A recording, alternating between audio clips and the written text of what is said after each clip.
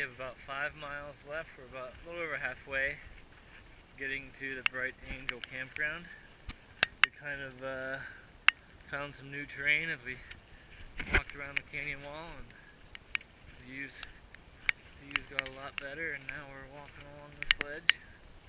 We gotta walk all the way down there through those switchbacks.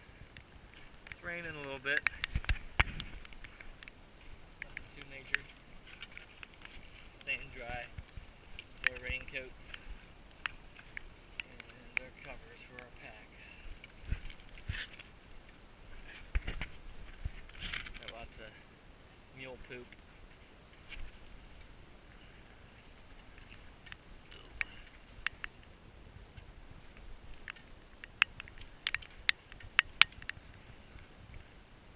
Still looking to get to the river, hopefully before dark. Definitely before dark.